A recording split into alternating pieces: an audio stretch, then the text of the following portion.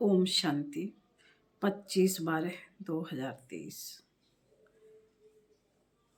बाबा कहते हैं, मीठे बच्चे, बाप हर बात में कल्याणकारी है, इसलिए जो डायरेक्शन मिलते हैं उनमें आनाकानी ना कर श्रीमत पर सदा चलते रहो।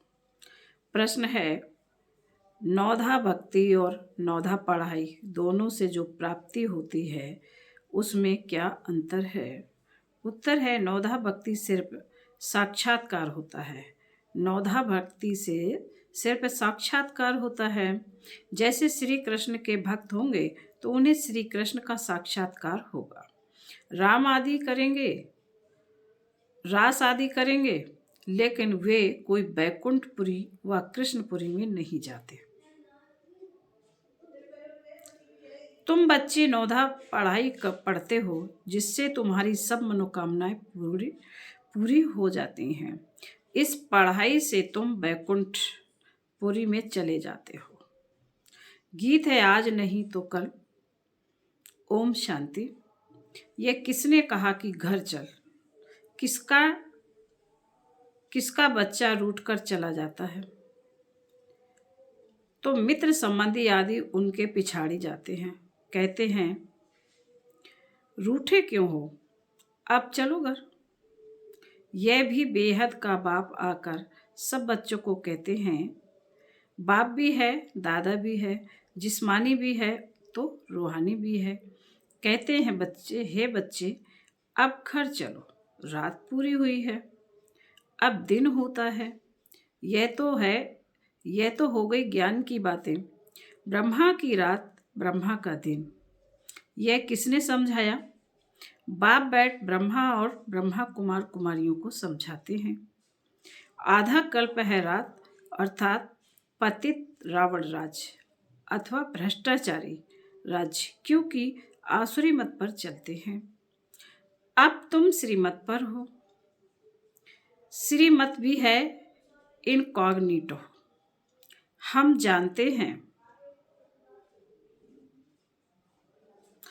जानते हैं बाप खुद आते हैं।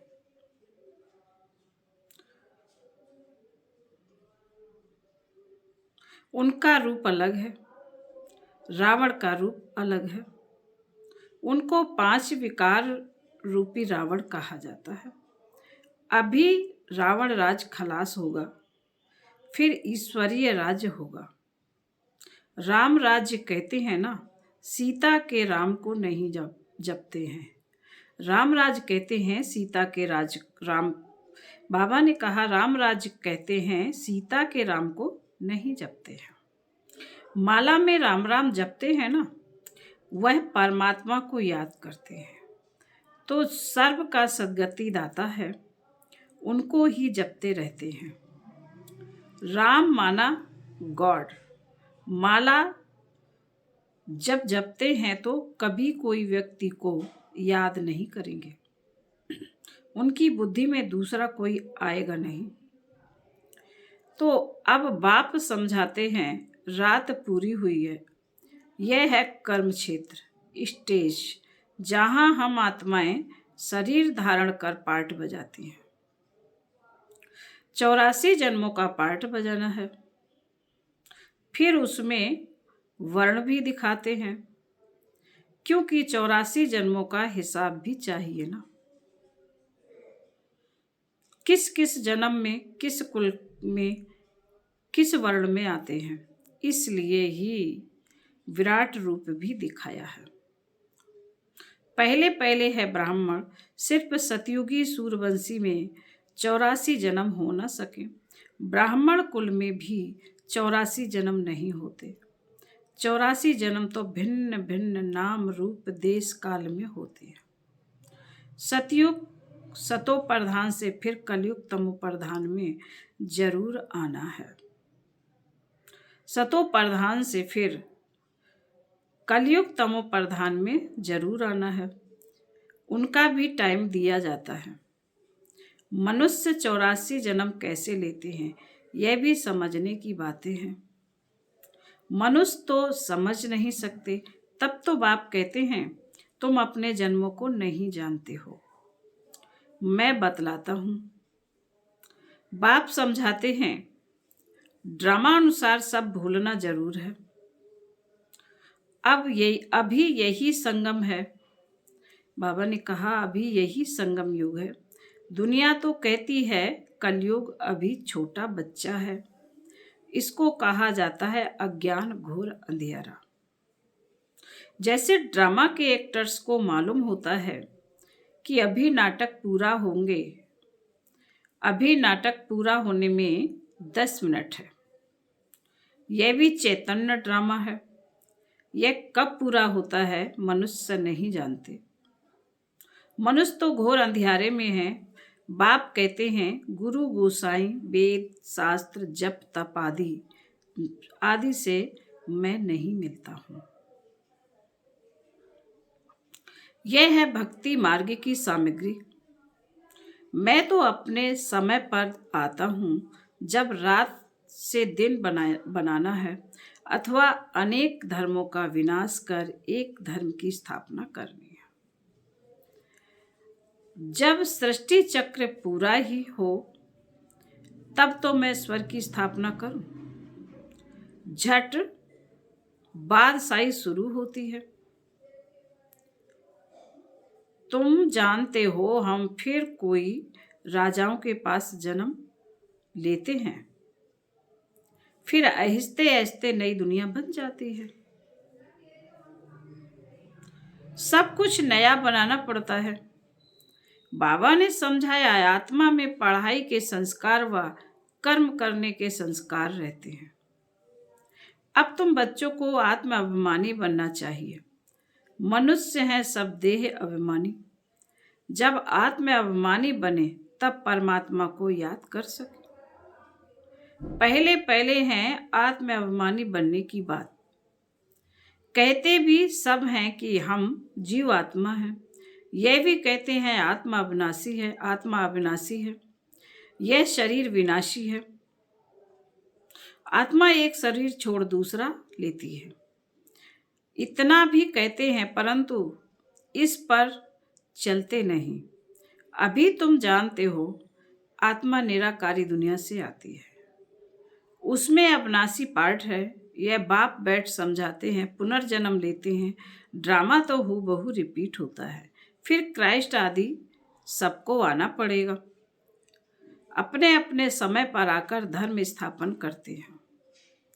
तुम्हारा अभी यह है संगम युगी ब्राह्मणों का वर्ण। यह है पुजारी ब्राह्मण, तुम हो पूज्य। तुम कभी पूजा नहीं करेंगे, मनुष्य तो पूजा करेंगे। तो बाप समझाते हैं, यह कितनी बड़ी पढ़ाई है, कितनी धारणा करनी पड़ती है। विस्तार से धारणा करने में नंबरवार हैं। नट सेल में तो समझते हैं बाबा रचता और यह उनकी रचना है। अच्छा, यह तो समझते हो ना, बाप है। बाप को सब भक्त याद करते हैं। भक्ति भी है, बच्चे भी हैं। भक्त बाबा कैद पुकारते हैं। अगर भक्त भगवान हैं तो फिर बाबा कह किसको पुकारते हैं? अगर भक्त भगवान है तो बाबा कह किसको पुकारते हैं? यह भी समझते नहीं। अपने को भगवान समझ बैठ जाते हैं। बाबा कहते हैं, ड्रामा अनुसार जब ऐसी हालत हो जाती है, भारत बिल्कुल ही लास्ट खाते में चला जाता है, तब बाप आते हैं। भारत जब पुराना हो तब फिर नया बने। नया भारत जब था तो और कोई धर्म नहीं था, उसको स्वर्ग कहा जाता है। अभी पुराना भारत है, इसको नर्क कहेंगे। वहाँ पूज्य थे, अब पुजारी हैं। पूज्य और पुजारी का फर्क तो बता दिया है। हम आत्मा सो पूज्य, फिर हम आत्मा सो पुजारी। हम सो ज्ञानी तू आत्मा, हम आत्मा। बाबा कहते हैं, हम सो ज्ञानी तू आत्मा, हम आत्मा पुजारी तू आत्मा। बाप ही पूज्य आप ही पूज्य आपे ही पुजारी, भगवान को नहीं कहेंगे, लक्ष्मी नारायण को कहेंगे तो यह बुद्धि में आना चाहिए कि वह कैसे पूज्य फिर पुजारी बनते हैं। बाप कहते हैं कल्प पहले भी मैंने ऐसे ही ज्ञान दिया था, कल्प कल्प देता हूं, मैं आता ही हूं कल्प के संगम युग पर, मेरा नाम ही पतित पावन है, जब सारी दुनिया पतित होती है तब मैं आता हूं। देखो यह झाड़ है, इसमें ब्रह्मा ऊपर में खड़ा है, पहले आदि में दिखाते हैं, अभी सब पिछाड़ी में है। जैसे ब्रह्मा पिछाड़ी में प्रत्यक्ष हुआ वैसे वह भी पिछाड़ी में आएंगे।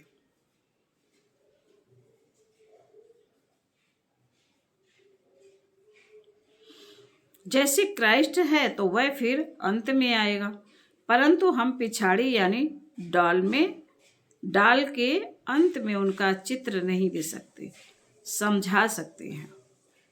जैसे यह देवी देवता धर्म की स्थापना करने वाला प्रजापिता ब्रह्मा है, अभी झाड़ की एंड यानी अंत में खड़ा है। क्राइस्ट भी क्रिश्चियन धर्म का प्रजापिता है ना। जैसे यह प्रजापिता वैसे वो प्रजापिता, क्राइस्ट प्रजापिता, बुद्ध, यह सब धर्म की स्थापना करने वाले हैं।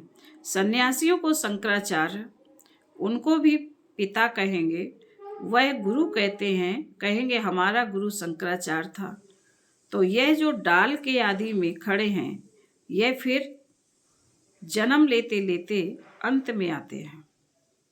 अभी सब तमो प्रधान स्टेज में है, यह भी आकर समझेंगे, पिछाड़ी में सलाम करने आएंगे जरूर। उन्हों को भी कहेंगे बेहद के बाप को याद करो। बेहद का बाप सबके लिए कहते हैं, देह सहित देह के सब धर्मों संबंधों को छोड़ो। यह ज्ञान हर एक धर्म वालों के लिए है। सब देह के धर्म छोड़ अपने को अशरीरी समझ बाप को याद करो। जितना याद करेंगे, ज्ञान की धारणा करेंगे, उतना ऊंच पद पाएंगे। कल्प पहले जिसने जितना ज्ञान लिया होगा उतना जरूर आकर लेंगे। तुम बच्चों को कितना फखर रहना चाहिए। हम विश्व के रचयिता बाप के बच्चे हैं। बाप हमको विश्व का मालिक बनाते हैं, राजयोग सिखला रहे हैं। कितनी सहज बात है, परंतु चलते चलते थोड़ी सी बात में संशय आ जाता है। इसको ही माया का तूफान व परीक्षा कहा जाता है। ऐसे तो बाप कहते ही है कि गृहस्थ व्यवहार में रहना है, सबको घरवार छुड़ा दूं तो सब यहाँ बैठ जाएं। व्यवहार में भी पास रहना है, व्यवहार में भी पास करना है, फिर समय पर सर्विस में लग जाएंगे। जिन्होंने धंधे आदि को छोड़ा है उन्हों को फिर सर्विस में लगाते हैं, तो कोई बिगड़ पड़ते हैं, कोई तो समझते हैं श्रीमत में कल्याण है। श्रीमत पर जरूर चलना ही है। डायरेक्शन मिला उसमें फिर आनाकानी नहीं करनी है चाहिए। बाप हर बात में कल्याणकारी है। माया बड़ी चंचल है, बहुत है जो समझते हैं ऐसे रहने से कोई धंधा आदि करे, कोई समझते शादी करे। बुद्धि चक्र खाती रहती है, फिर पढ़ाई को छोड़ देते हैं। कोई तो बाप में गारंटी करते हैं हम श्रीमत पर जरूर चलेंगे। वह है आसुरी मत, यह है ईश्वरीय मत। आसुरी मत पर चलने से बहुत कड़ी सजाएं खाते हैं। उन्होंने फिर गरुड़ पुराण में डराने की रोचक बातें लिख दी हैं, जिससे जास्ती पाप ना करें, परंतु फिर भी सुधरते थोड़े ही हैं। यह सब बाप समझाते हैं। ज्ञान का सागर कोई मनुष्य नहीं हो सकता। ज्ञान सागर नॉलेजफुल बाप समझा रहे हैं। जो समझते हैं वह फिर समझाते हैं, कहते हैं यह ठीक बात है, हम फिर आएंगे। बस प्रदर्शनी से बाहर निकले और खलास। हाँ, बाबा कह रहे प्रदर्शनी से बाहर निकले और खलास। हाँ, कोई 2-3 भी निकले तो भी अच्छा है, प्रजा तो बहुत बनती रहती है। वर्षा पाने लायक कोई मुश्किल निकलते हैं। राजा रानी के 1-2 बच्चे होंगे, उनको राजकुल का कहेंगे। प्रजा तो कितनी ढेर होती है, प्रजा तो झट बनती है, राजाएं थोड़े ही बनते हैं। 16,108 त्रेता के अंत में जाकर बनते हैं। प्रजा तो करोड़ों की अंदाज में होगी, यह समझने की बड़ी विशाल बुद्धि चाहिए। हम पारलौकिक बाप से वर्षा ले रहे हैं। बाप का फरमान है, मुझे याद करो और वर्षे को याद करो। मन मना भव, मध्याजी भव। स्वर्ग है विष्णुपुरी और यह है रावणपुरी। शांति धाम, सुख धाम और दुख धाम, यह बाप समझाते हैं। बाप को याद करने से अंतमति सुगति है हो जाएगी। भक्ति मार्ग में समझो श्री कृष्ण को याद करते हैं, परंतु ऐसे नहीं कि कृष्णपुरी में पहुंच जाएंगे। नहीं करके कृष्णपुरी में जाकर ध्यान में रास आदि करके लौटेंगे। वह है नौदा भक्ति का प्रभाव, जिससे उनको साक्षात्कार हो जाता है, मनोकामना पूरी होती है। बाकी सतयुग को सतयुग है, सतयुग तो सतयुग है, वहाँ जाने के लिए नौदा पढ़ाई चाहिए, नौदा भक्ति नहीं। पढ़ते रहो, मुरली जरूर पढ़नी चाहिए, सेंटर में जरूर जाना है, नहीं तो मुरली लेकर घर में जरूर पढ़ो। कोई को कहा जाता है सेंटर जाओ, हर एक के लिए अलग अलग है, सबके लिए एक बात नहीं हो सकती। ऐसे नहीं, बाबा कहते हैं दृष्टि देकर खाओ तो बस, परंतु बाबा कहते हैं ऐसे नहीं, बाबा कहते हैं दृष्टि देकर खाओ तो बस, परंतु बाबा कहते हैं लाचारी हालत में और कुछ नहीं कर सकते तो दृष्टि देकर खाओ। बाकी सबके लिए थोड़े ही बाबा कहेंगे। जैसे बाबा कोई को कहते हैं बाइस्कोप में भले जाओ, परंतु यह सबके लिए नहीं है। कोई के साथ जाना पड़ता है तो उन्हें भी नॉलेज देनी है। यह हद का नाटक है, यह बेहद का नाटक है, तो सर्विस करनी पड़े। ऐसे नहीं सिर्फ देखने के लिए आ जाना है, शमशान में भी जाकर सर्विस करना है। फिर बाबा बोले, अच्छा मीठे मीठे शकीलदे बच्चों प्रति माता पिता बाप दादा का याद प्यार और गुड मॉर्निंग। रूहानी बाप की रूहानी बच्चों को नमस्ते। हम रूहानी बच्चों की रूहानी माता पिता बाप दादा को गुड मॉर्निंग और नमस्ते। धारणा के लिए मुख्य सार बाबा ने कहा है, बाप की हर बात में कल्याण है, यह समझ निश्चय बुद्धि होकर चलना है, कभी भी संशय में नहीं आना है, श्रीमत को यथार्थ रीति समझना है। फिर बाबा ने दूसरे पॉइंट में कहा है, आत्माभिमानी रहने का अभ्यास करना है। ड्रामा में हर एक्टर का अनादि पार्ट है, इसलिए साक्षी हो देखने का अभ्यास करना है। आज का वरदान है,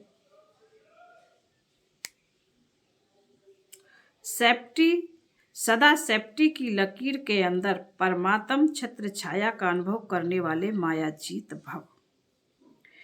विस्तार है, बाप और आप ही सेफ्टी की लकीर हैं। यह लकीर ही परमात्म छत्र छाया है, जो इस छत्र छाया की लकीर के अंदर है। उसके पास माया आने की हिम्मत भी नहीं रख सकती। फिर मेहनत क्या होती, रुकावट क्या होती, विघ्न क्या होता है? इन शब्दों से अविद्या हो जाएगी। सदा सेफ रहेंगे। बाप की दिल में समाये हुए रहेंगे। यही सबसे सहज और तीव्र गति में जाने का व माया जीत बनने का पुरुषार्थ है। स्लोगन है, दिव्य गुणों के सर्व अलंकारों से सजे सजाए रहो तो अहंकार आ नहीं सकता। दिव्य गुणों के सर्व अलंकारों से सजे सजाए रहो तो अहंकार आ नहीं सकता। ओम शांति।